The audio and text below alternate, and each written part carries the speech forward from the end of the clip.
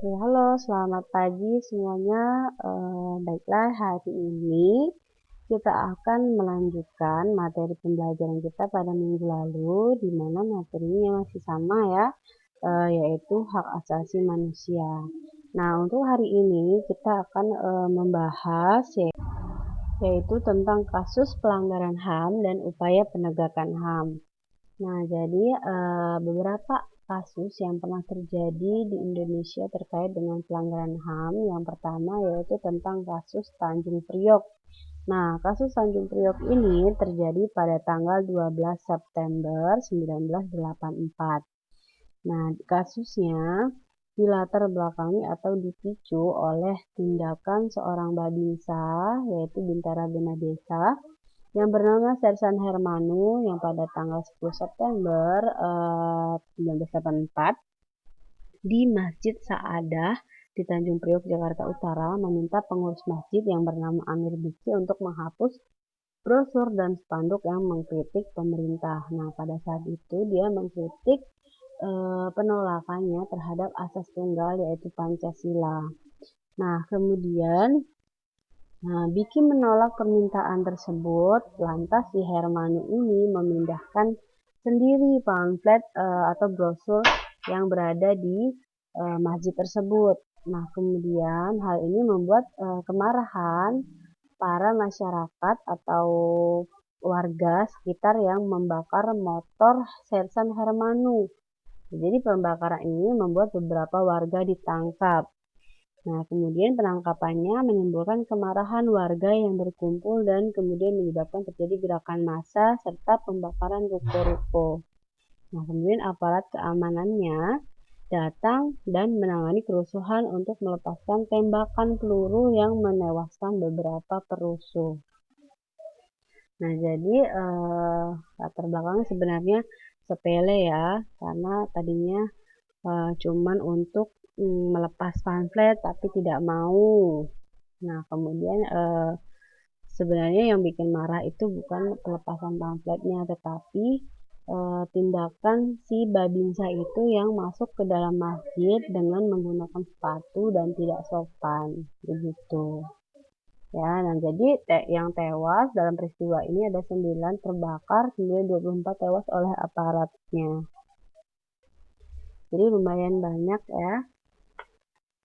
Nah, kita lanjut kepada kasus yang kedua. Nah, oke, selanjutnya kasus kedua yaitu tentang kasus Marsinah. Jadi kasus Marsinah ini terjadi pada Mei 1993. Nah, Marsinah ini adalah seorang buruh yang memperjuangkan kelayakan upah, yaitu dia ingin menaikkan gaji atau upahnya sebagai buruh agar mendapatkan kehidupan yang lebih layak.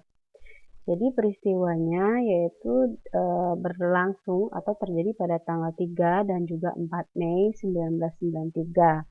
Nah, Marsinah ini dan juga rekan-rekan buruh lainnya mogok kerja dan kemudian melakukan unjuk rasa. Nah, kemudian pada tanggal 5 Mei-nya Marsinah dan juga kawan buruh lainnya menjadi perwakilan perundingan dengan PT CPS atau Catur Putra Surya. Nah, namun setelah perundingan berlangsung pada tanggal 6 hingga 7 Mei, Marsinah ini dikabarkan menghilang secara misterius. Nah, kemudian pada tanggal 8 Mei-nya, Marsinah ditemukan dalam keadaan meninggal di sebuah hutan. Nah, seorang dokter forensik memastikan bahwa penyebab kematiannya adalah karena penganiayaan berat.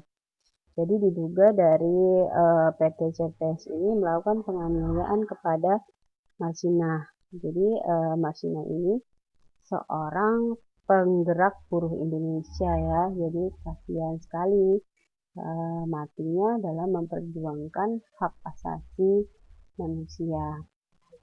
Nah, maka dari itulah ada peringatan Hari Buruh Sedunia yang diperingati pada tanggal 1 Mei setiap tahunnya. Oke, selanjutnya kasus yang ketiga. Kemudian kasus yang ketiga yaitu kasus Trisakti. Nah, tragedi Trisakti ini terjadi pada tanggal 12 Mei 1998. Jadi tragedi Trisakti diawali oleh sejumlah demonstrasi di berbagai kampus nasional yang menuntut turunnya Presiden Soeharto atas peristiwa krisis ekonomi yang berkepanjangan yang menyebabkan melonjaknya harga barang-barang yang disebabkan pula oleh menurunnya nilai tukar rupiah terhadap mata uang asing. Jadi terjadilah penembakan antara mahasiswa pada saat demo oleh aparat keamanan, di mana menyebabkan kematian 4 mahasiswa Trisakti yang menjadi korban kekerasan tersebut. Nah, namun di sini pihak militer mengklaim bahwa tidak melakukan penembakan tersebut.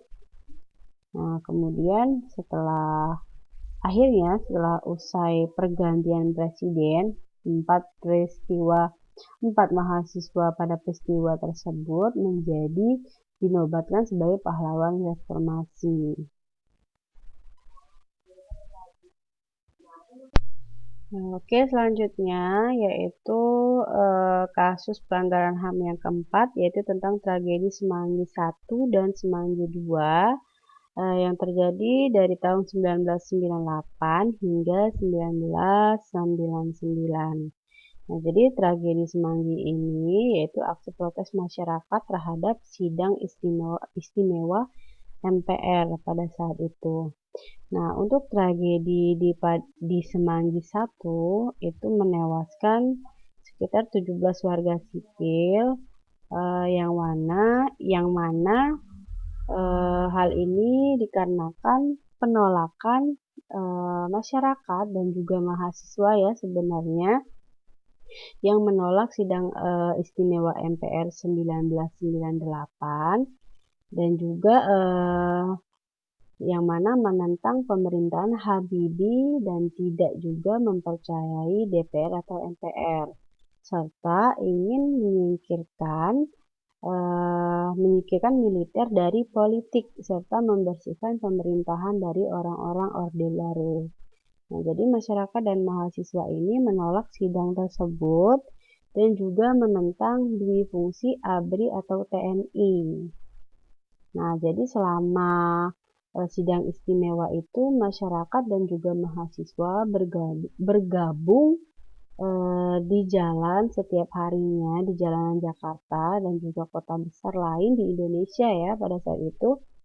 Nah, jadi peristiwa ini mendapat perhatian sehingga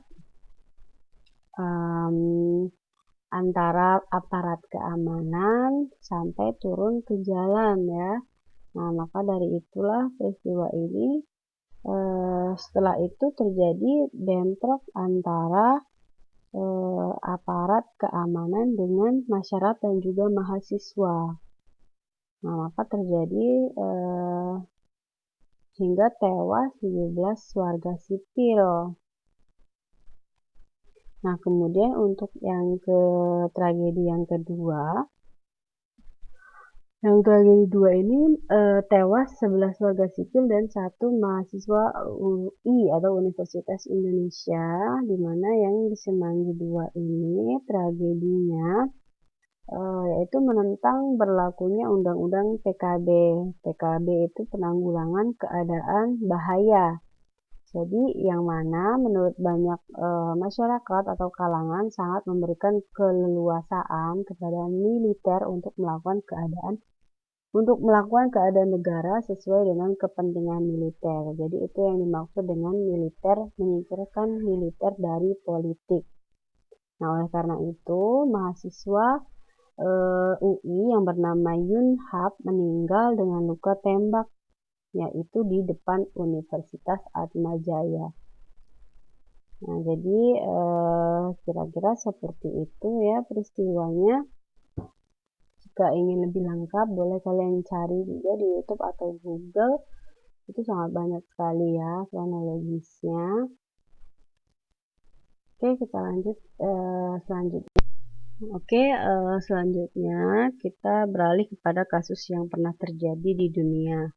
Nah, untuk kasus yang pertama yaitu pernah terjadi bentrok oposisi dan oposisi itu adalah politik partai yang menentang suatu pemerintahan. Nah, kalau ini di sini bentrok oposisi yaitu partai penentang yang menentang pemerintahan Mesir. Nah, mengapa ditentang? Pada saat itu krisis ekonomi dan juga politik yang terjadi pada tahun 2011, di mana rakyat meminta Presiden Mesir Hosni Mubarak turun karena bertindak glamor. Jadi pada saat rakyatnya krisis ekonomi dan juga politik, maka si presidennya yaitu Hosni Mubarak bertindak glamor. Maka dari itu masyarakat meminta Hosni Mubarak ini turun dari kedudukannya sebagai presiden. Nah, kemudian yang kedua, rezim Benito Mussolini. Rezim ini artinya peraturan ya. Aturan yang diberlakukan oleh Benito Mussolini ini di Italia tahun 1924 itu seorang pemimpin yang otoriter, yaitu artinya sangat sangat memerintah ya, membunuh yang tidak sepaham dengannya. Jadi sangat semena-mena terhadap rakyat. Jika tidak setuju dengan kebijakannya maka akan dibunuh. Nah, si Benito Mussolini ini juga sebagai pencetus Perang Dunia II bersama dengan Adolf Hitler. Nah, jadi memang sudah ada cikal bakalnya menjadi orang jahat ya. Oke, selanjutnya pembantaian suku Muslim Bosnia di Yugoslavia oleh Serbia pada tahun 1992 sampai 1995. Kemudian yang keempat, pembantaian kaum kulit hitam di Darfur oleh milisi Janjaweed di Sudan tahun 2004. Jadi kalau ini kasusnya pembantaian antar ras. Kemudian yang terakhir ada rezim Adolf Hitler. Nah, ini kawannya Benito tadi ya. Tahun 1930, seorang pemimpin Nazi di Jerman. Jadi Nazi itu adalah partai yang sangat kuat di Jerman. Jadi melakukan kejahatan terhadap kemanusiaan, salah satunya menangkap tokoh politik yang menentangnya dan melakukan pembasmian kaum Yahudi. Nah, jadi ini beberapa kasus yang pernah terjadi di dunia. Jadi masih banyak lagi lainnya kasus-kasus yang pernah terjadi terkait dengan kasus pelanggaran HAM yang sebenarnya masih banyak tetapi tidak banyak dimasukkan ke dalam buku ataupun PowerPoint Ibu ya. Jadi boleh kalian searching sendiri untuk lebih banyak pengetahuan kalian tentang pelanggaran-pelanggaran HAM yang pernah terjadi di dunia dan juga di Indonesia. Nah, oke. Selanjutnya ada upaya penegakan HAM. Jadi upaya penegakan HAM yang pertama yaitu peningkatan efektivitas dan penguatan lembaganya atau institusi hukum ataupun lembaga yang fungsi dan tugasnya menegakkan hak asasi manusia. Jadi itu yang Ibu sudah jelaskan di awal bahwa faktor eksternal terjadinya pelanggaran HAM adalah lemahnya lembaga penegak hukum. Jadi di sini upayanya adalah meningkatkan lagi atau memberi penguatan lagi kepada lembaga atau institusi hukumnya untuk menegakkan hak asasi manusia lebih tegas. Kemudian yang kedua, peningkatan upaya penghormatan persamaan terhadap setiap warga negara di depan hukum melalui keteladanan kepala negara beserta pemimpin lainnya untuk mematuhi, menaati hukum dan hak asasi manusia secara konsisten serta konsekuen. Jadi bukan hanya warganya saja yang harus mentaati atau memberi teladan, tetapi kepala negara ataupun juga pemimpin lainnya juga harus mengikuti peraturan, mentaati peraturan hukum agar berjalan warganya juga mencontoh dan bisa melakukan penghormatan terhadap hak asasi manusia lainnya secara konsisten dan juga konsekuen. Kemudian yang ketiga, peningkatan berbagai kegiatan operasional, penegakan hukum dan hak asasi manusia. Kemudian yang keempat, penguatan upaya pemberantasan korupsi melalui pelaksanaan rencana dan juga aksi. Jadi diberikan hukuman yang tegas agar koruptor yang korupsi jadi kapok ya, tidak melakukan lagi pelanggaran-pelanggaran hak asasi manusia.